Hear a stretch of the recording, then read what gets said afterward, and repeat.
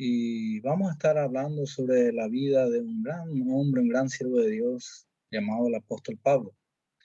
Al compartir este pasaje quisiera que nos hagamos una pregunta, o más bien el título del mensaje hoy día es la pregunta que todo cristiano debe hacer.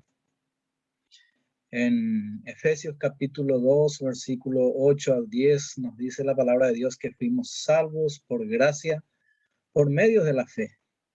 Nos dice que eso fue como un regalo de Dios y nos aclara en ese pasaje que esa salvación no es por obra y añade que somos hechura suya, creados en Cristo Jesús para toda buena obra.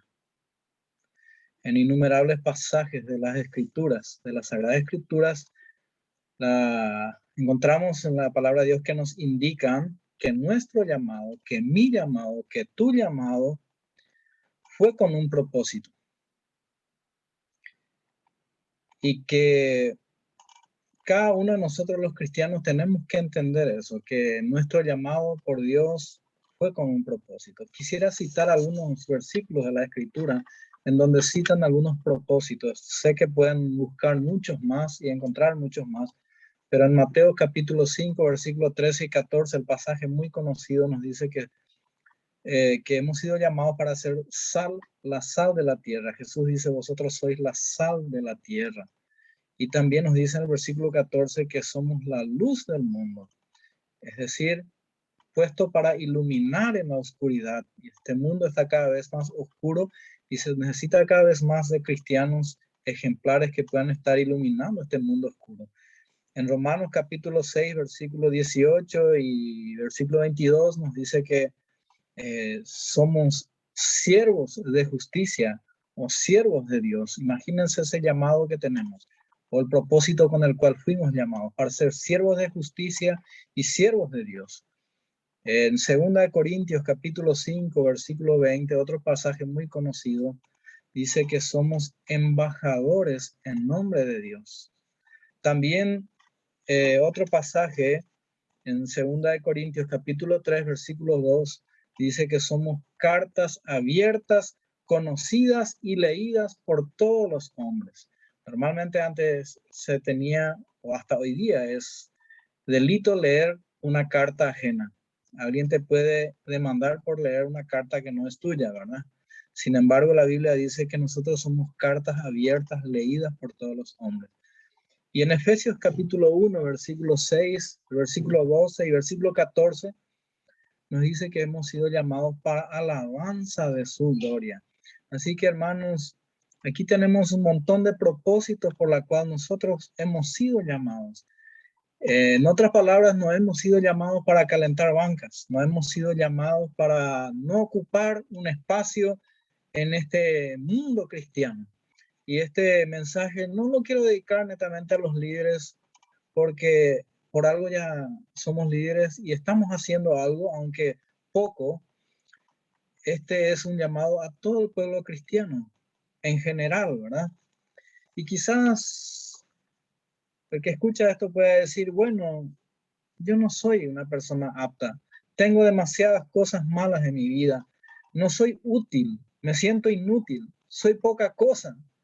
O puede pensar que es alguien con demasiado defecto, con un pasado vergonzoso. Pero la Biblia nos dice en 1 Corintios 1:27 que Dios escogió lo necio y lo débil del mundo para avergonzar a los sabios y a los fuertes. Y es que Dios te toma como eres y te transforma, te capacita para que seas útil en su obra. Quizás uno de los ejemplos de cambios más radicales que podamos encontrar en la Biblia fue la del apóstol Pablo, en su momento llamado Saulo de Tarso, ¿verdad? Él era un hombre religioso, perseguidor de la iglesia, de los cristianos, un hombre cruel, asesino, podríamos decirlo así. Y cuando tuvo su encuentro con Cristo, su vida cambió radicalmente. Y es de la vida de Pablo, de su conversión y su posterior ministerio, en que la que vamos a tratar hoy día, hermanos, en 3 puntos básicos, en la cual también nosotros quizás podamos vernos reflejados. Y eso es la intención, que nosotros podamos vernos reflejados en estos 3 puntos. En primer lugar, su pasado. ¿Cómo era Pablo antes de su conversión? En segundo lugar, el punto de inflexión en la vida de Pablo. Y en tercer lugar, su vida posterior a su conversión o a su decisión. Veamos el punto A, su pasado. ¿Cómo era Pablo? El capítulo 9 de Hechos, lo leo, dice así, el pasaje que vamos a compartir.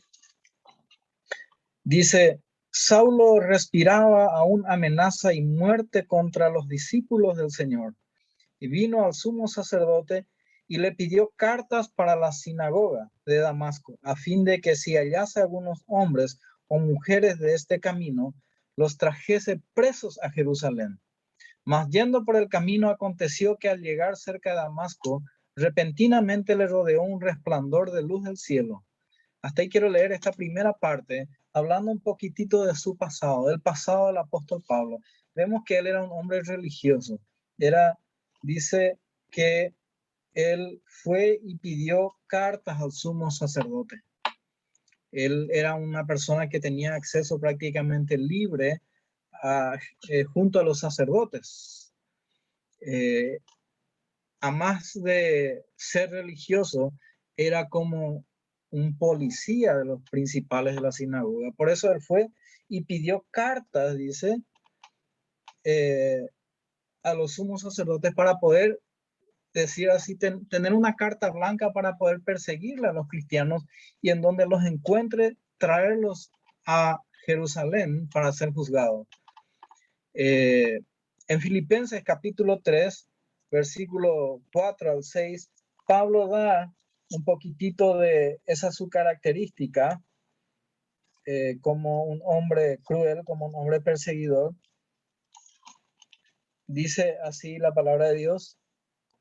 En el versículo 4 al 6 dice, aunque yo también tengo también de qué confiar en la carne, si alguno piensa que tiene de qué confiar en la carne, yo más, circuncidado al 8º día del linaje de Israel, de la tribu de Benjamín, hebreo de hebreos, y en cuanto a la ley, fariseo, y en cuanto a celo, perseguidor de la iglesia, y en cuanto a la justicia que es en la ley, irreprensible. Vemos ahí que él mismo se describe a sí mismo como un hombre sumamente religioso. ¿Y qué produce la religión en la vida de una persona, hermanos? Produce dureza. Por eso siempre decimos que la vida cristiana no es religión, es relación. Y muchas veces nosotros los cristianos terminamos siendo religiosos, terminamos siendo duros. Y Dios no nos llamó a ser religiosos, sino a tener una relación con Cristo. Aparte de ser religioso, Pablo, en su vida pasada, era un hombre cruel. Así como hemos leído en el versículo 2, él pidió cartas para la sinagoga de Damasco, a fin de que si hallase algunos hombres o mujeres de ese camino, los trajese a Jerusalén, dice. Llevar preso a los cristianos. En Hechos capítulo 7, versículo 58, ahí al ladito nomás, tenemos que cuando se le lapidó a Esteban, el que estaba ahí parado consintiendo la muerte de Esteban era Saulo, era Pablo, ¿verdad?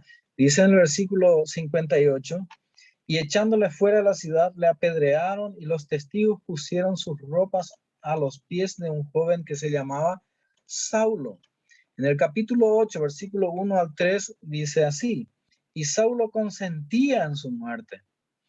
En aquel día hubo una gran persecución contra la iglesia que estaba en Jerusalén y todos fueron esparcidos por la tierra de Judea y de Samaria, salvo los apóstoles. Y hombres piadosos llevaron a enterrar a Esteban e hicieron gran llanto sobre él. Y Saulo asolaba la iglesia y entrando casa por casa, arrastraba a hombres y a mujeres y los entregaba en la cárcel. El capítulo 9, versículo 13, ya es ahí cuando el Señor le encomienda a Ananías ir junto a Pablo Ananías dice lo siguiente: entonces Ananías respondió, Señor, he oído de muchos acerca de este hombre, cuántos males ha hecho a tus santos en Jerusalén.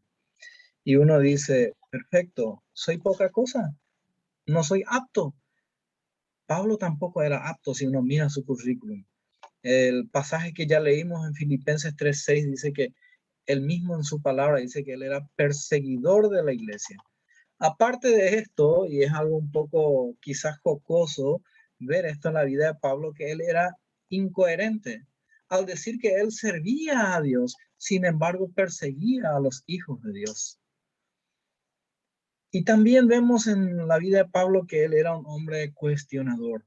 Cuando él cayó de su caballo, lo primero que dijo es, ¿quién eres, Señor? ¿Quién eres, Señor? Mirando el pasado de Pablo, diríamos que no califica para siervo, mucho menos para ser un gran apóstol y escritor de la mayoría de las epístolas del Nuevo Testamento. Y es lo que yo siempre digo, porque muchas veces hablo con muchos cristianos que no hacen nada, por decirlo así, y dicen que no son aptos, que su vida pasada no le califica para trabajar. Y sencillamente a ellos quiero recordarles que el que no calificaba en este caso era Pablo. Sin embargo, Dios le utilizó en el mismo momento que él se puso en la mano de Dios. Y como le decía, la vida de Pablo tuvo un giro tremendo, un giro brusco, un giro radical. Y ahí quiero entrar en el segundo punto que hemos puesto ahí, en el punto de inflexión. El segundo punto es el punto de inflexión o punto de cambio en la vida de Pablo. Y el pasaje que vamos a leer es allí en Hechos capítulo 9, versículo 3 al 9, y dice así la palabra de Dios. Mas yendo por el camino aconteció que al llegar cerca de Damasco, repentinamente le rodeó un resplandor de luz del cielo, y cayendo en tierra oyó una voz que le decía, Saulo, Saulo, ¿por qué me persigues? Él dijo, ¿quién eres, Señor? Y le dijo, yo soy Jesús, a quien tú persigues. Dura cosa te es dar cosas contra el aguijón. Él temblando y temeroso dijo, Señor, ¿qué quieres que yo haga? Y el Señor le dijo, levántate y entra a la ciudad y se te dirá lo que debes hacer. Y los hombres que iban con Saulo se pararon atónitos oyendo la verdad la voz, mas sin ver a nadie. Entonces Saulo se levantó de tierra y abriendo los ojos no veía a nadie. Así que llevándole por la mano le metieron en Damasco, donde estuvo 3 días sin ver y no comió ni bebió. Ok, ¿qué vemos aquí?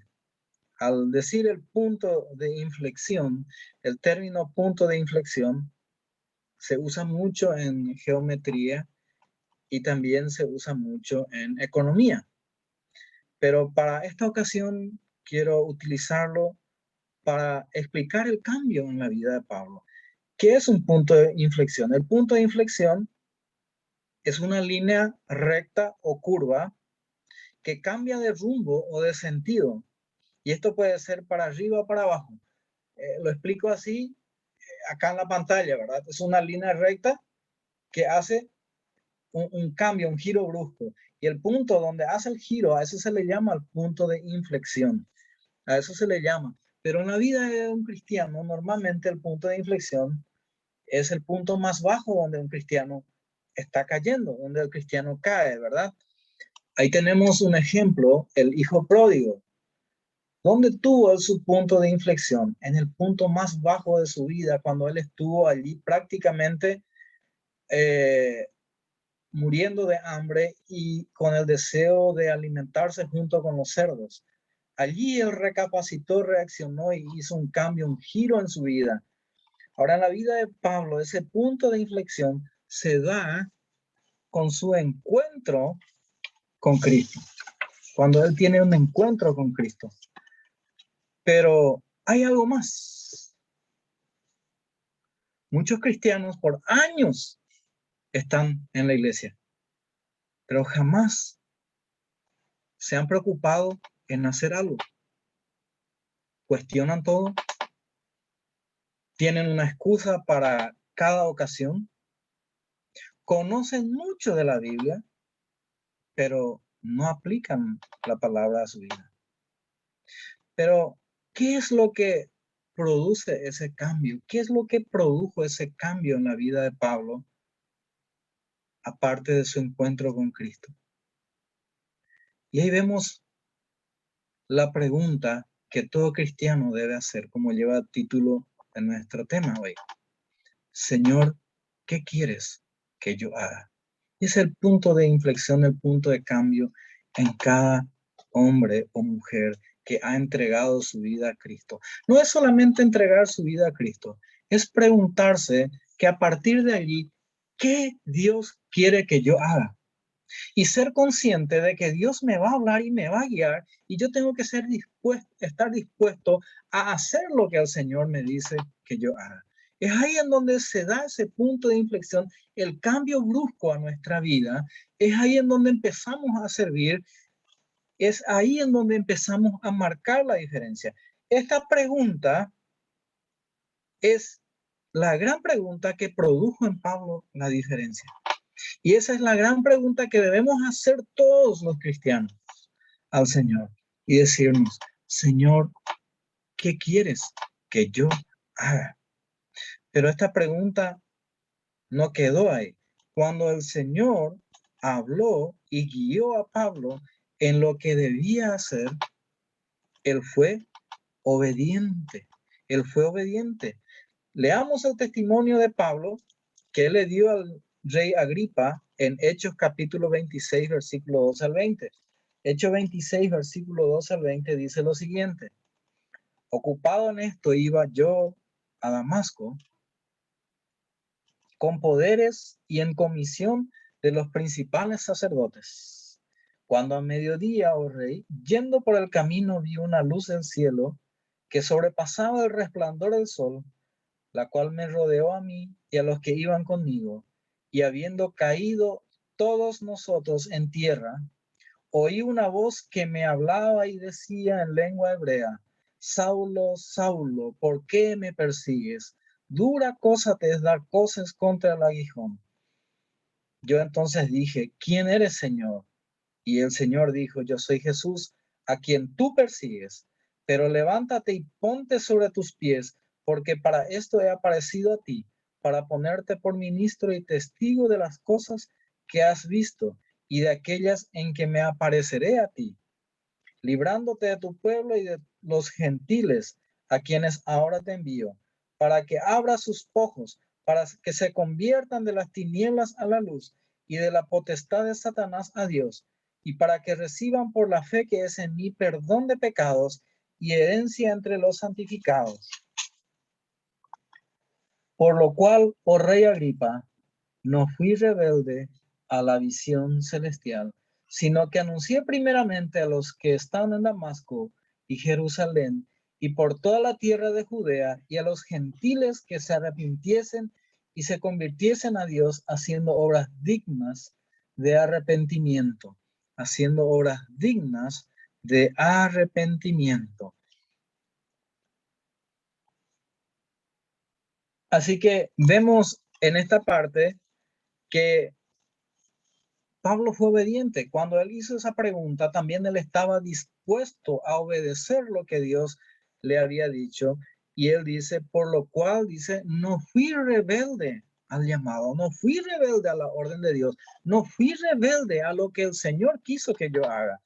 Hice, y él fue y predicó y fue un vivo ejemplo de lo que es un hombre cruel, de lo que es un hombre que humanamente podríamos decir inservible,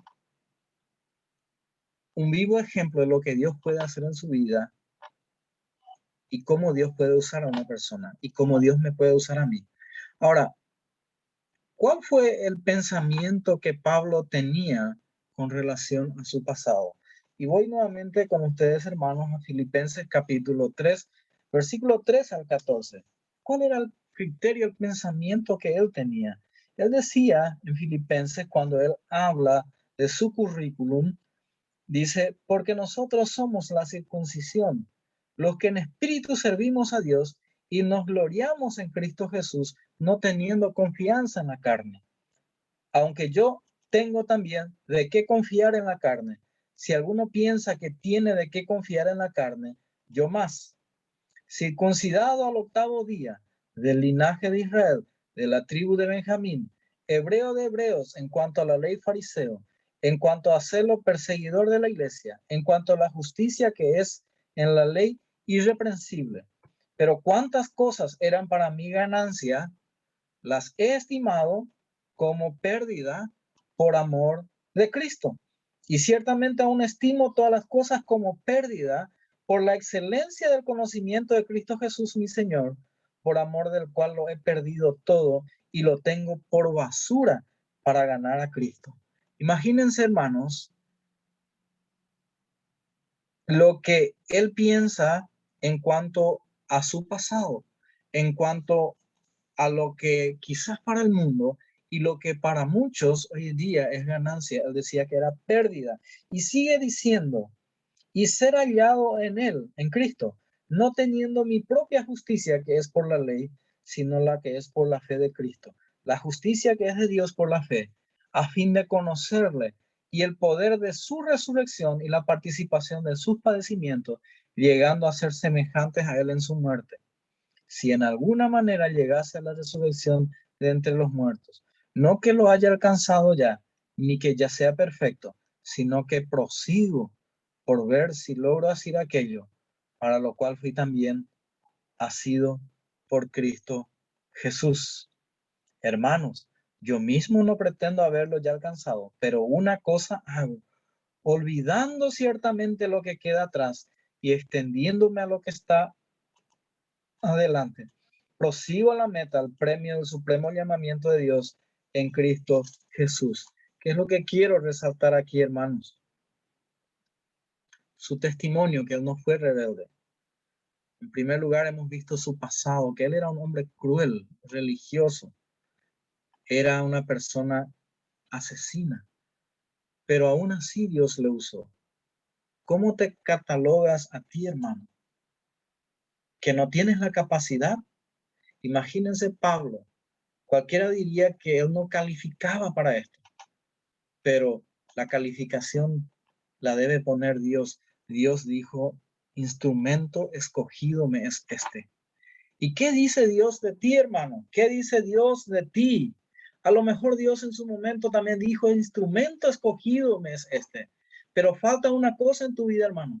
Falta que hagas la pregunta, Señor, ¿qué quieres que haga? Y no ser rebelde al mandato del Señor y no aferrarte a tu pasado en cuanto a tener esas cosas del pasado como una ganancia, sino así como dijo Pablo, todo lo he tenido como pérdida. Y para mí eso es como una basura comparando con la excelencia del conocimiento de Cristo Jesús. Pero vamos al tercer punto de nuestro tema hoy. ¿Cómo es o cómo fue la vida de Pablo posterior a su conversión? Y podemos acá hacer una comparación a nuestra vida posterior a nuestra conversión. Y vamos otra vez a Hechos capítulo 9. Vamos a leer desde el versículo 10 hasta el 22 y vamos a ver algunos aspectos resaltantes de la vida de Pablo en la que nosotros podamos copiar y ver si también nosotros podamos hacer lo mismo. Decir, ¿verdad? A partir de ahora, Señor, ¿qué quieres que yo haga? Y ver lo que Pablo hacía y hacer nosotros también. Leamos el pasaje de Hechos capítulo 9, versículo 10 al 22, y dice así. Había entonces en Damasco un discípulo llamado Ananías, a quien el Señor dijo en visión, Ananías, y él respondió, heme aquí, Señor. Y el Señor le dijo, levántate y ve a la calle que se llama derecha y busca en casa de Judas a uno llamado Saulo de Tarso, porque he aquí, él ora. He aquí, él ora. Qué interesante, ¿no? Pablo tenía desde un inicio una vida de oración. Pablo oraba. ¿Qué tal estamos nosotros con nuestra vida de oración? Alguien dijo alguna vez, ora, no hasta que Dios te escuche, sino hasta que tú escuches a Dios. La oración no es necesariamente que Dios me escuche, sino que yo pueda escuchar a Dios. Y aquí dice en la vida que la vida posterior a la conversión de Pablo era una vida de oración. La vida cristiana de los cristianos promedio hoy en día es una vida de poca oración. Son muy pocos los cristianos que oran fervientemente y que toman tiempo en oración. Sigamos con la lectura.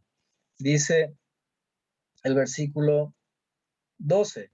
Y ha visto en visión a un varón llamado Ananías, que entra y le pone las manos encima para que recobre la vista. Entonces Ananías respondió, Señor, he oído de muchos acerca de este hombre. ¿Cuántos males ha hecho a tus santos en Jerusalén? Y aún aquí tiene autoridad de los principales sacerdotes para prender a los que invocan tu nombre. Y el Señor le dijo, ve, porque instrumento escogido me es este para llevar mi nombre en presencia de los gentiles y de reyes y de los hijos de Israel. Dios mismo le ha señalado como un instrumento escogido. ¿Te has preguntado alguna vez por qué te llamó Dios? ¿Por qué Dios te regaló la salvación? Como hemos visto al iniciar en Efesios capítulo 2, versículo 10, fuimos creados para buena obra. Fuimos creados para buena obra. Y Dios espera de nosotros, hermanos, que nosotros podamos cumplir esa buena obra. Pablo fue un instrumento escogido de Dios. Tú eres un instrumento escogido de Dios, creado para buena obra. Continuando, el versículo 16 dice, porque yo le mostraré cuánto le es necesario padecer por mi nombre. Fue entonces Ananías y entró en la casa y poniendo sobre él las manos, dijo, hermano Saulo, el Señor Jesús que se te ha aparecido en el camino por donde venías, me ha enviado para que recibas la vista y seas lleno del Espíritu Santo. Y dice el versículo 18, y al momento le cayeron de los ojos como escamas y recibió al instante la vista y levantándose fue bautizado. Se levantó y fue bautizado. ¿Qué hizo Pablo posterior a su conversión? ¿Qué hizo Pablo posterior a ese punto de inflexión? Oraba. Se sintió como un instrumento escogido de Dios. Le tuvo a él por escogido y él no fue rebelde a esa visión celestial. Pero dice acá, se levantó y fue bautizado. Conozco muchos cristianos que van años en la iglesia y nunca toman la decisión de bautizarse. Y uno se pregunta, ¿ha habido en tu corazón, en tu vida, un punto de inflexión? ¿Has tenido un encuentro verdadero con Cristo Jesús? ¿Por qué no tomas la decisión de bautizarte? ¿Por qué no oras? ¿Por qué no ves que tú eres un instrumento escogido de Dios para llevar su palabra a otros? Sigamos leyendo. Otro aspecto que el apóstol Pablo hizo después de su conversión. Dice el versículo 19. Y habiendo tomado alimento, recobró fuerzas y estuvo Saulo por algunos días con los discípulos que estaban en Damasco. ¿Qué vemos acá, hermanos? Aparte de que él oraba, aparte de que se bautizó, que buscó la comunión entre los cristianos. Buscó la comunión entre los cristianos, no una comunión entre los mundanos. El cristiano debe buscar siempre la comunión entre cristianos, un lugar donde él pueda crecer, donde pueda alimentarse, donde pueda escuchar sanos consejos de sus hermanos en Cristo y un lugar donde él pueda crecer. Así que otro aspecto resaltante de la vida del apóstol Pablo después de su conversión es que él buscó comunión de los cristianos. Y el versículo 20 dice, y enseguida predicaba. Qué llamativo es esto, hermanos. Nos debe llamar poderosamente la atención y nos debe también empujar a hacer lo mismo. Muchos cristianos no quieren predicar la palabra de Dios. Muchos cristianos no conocen ni siquiera su Biblia. Y dice que Pablo enseguida predicaba y predicaba de tal manera que dejaba atónitos a los que le escuchaban. Los que le escuchaban no podían creer y decían, pero ¿este de dónde salió? No era este el que nos perseguía, no era este el que asolaba la iglesia y ahora está predicando. ¿Qué se traerá este entre manos? ¿Qué hizo Pablo después de su conversión? Oraba, hermanos. Fue bautizado. Buscó comunión entre los cristianos. Predicaba y dejaba atónitos a los que le escuchaban. Y dice el versículo 21, y todos los que oían estaban atónitos y decían, ¿no es este el que asolaba en Jerusalén a los que invocaban este nombre? Y a eso vino acá para llevarlos presos ante los principales sacerdotes. La vida de Pablo, en la vida de Pablo era evidente el cambio. En la vida de cambio era evidente que él entregó su vida a Cristo. ¿Qué tan evidente es en nuestra vida que somos cristianos? ¿Qué tan evidente es, hermanos? Y el versículo 22, ya terminando el pasaje que estamos leyendo, dice que cuando las personas no creían en él, en su testimonio, ¿qué él hacía? Se esforzaba mucho más y confundía a los judíos que moraban en Damasco, demostrando que Jesús era el Cristo. Cuando las demás personas no creían en él, ¿qué él hacía? ¿Callaba? No, se esforzaba mucho más, se esforzaba mucho más. Así que vemos estos 3 puntos tan importantes que debemos tener el cristiano. En primer lugar, vemos el pasado del apóstol Pablo. ¿Quién era él? Era un hombre malo. Humanamente hablando, quizás no calificaba para ser un apóstol, un siervo de Dios. Cada uno de nosotros tenemos nuestro pasado, pero no es lo que nosotros decimos, lo que los demás dicen, lo que nos califica, sino lo que Dios dice. Y debemos solamente ponernos en la mano de Dios y hacer como dijo el apóstol Pablo, Señor, ¿qué quieres que yo haga? Y a partir de allí llevar una vida de cambio, una vida diferente, a tal modo que nuestra vida impacte a los demás y que sea evidente en nuestra vida el cambio que ha hecho el Señor en nosotros. He aquí tu vida, hermano. He aquí mi vida. ¿Estamos sirviendo al Señor? ¿Ha habido en tu vida un punto de inflexión? Si no es así, es hora de que también nos preguntemos al Señor, Señor, ¿qué quieres que yo haga? Y el mundo necesita de hombres y mujeres deseosos de servir a Dios y deseosos de tener una vida de cambio. Oremos. Oh Dios, en el nombre de Jesús te damos gracias, porque nos dejas ejemplo, Señor, en la vida de Pablo, de que no hay hombre o mujer, por más pasado negro que haya tenido, que cuando se acerque a Cristo y tome una decisión, no sea un instrumento útil en tus manos. Señor, quieras tú, Señor, quieras tú, Señor, crear en mi vida y en la vida de todos mis hermanos que escuchan este mensaje, Señor, el derecho de hacernos ese cambio. De hecho, tienes ese derecho, Señor. Pero que nosotros podamos también, Padre, preguntarnos, Señor, ¿qué quieres que yo haga? Y no ser rebelde, Señor, a tu llamado. Y poder, Señor, llevar adelante una vida digna, una vida que impacte, una vida que confunda a las personas que conocían nuestros pasados, pero ahora ven nuestros presentes, Señor. Y si aún ahí no creen, Señor, que podamos esforzarnos más y más testificando de Cristo. Señor, gracias por este tiempo. que nos has permitido compartir. En el nombre de Jesús. Amén, Señor.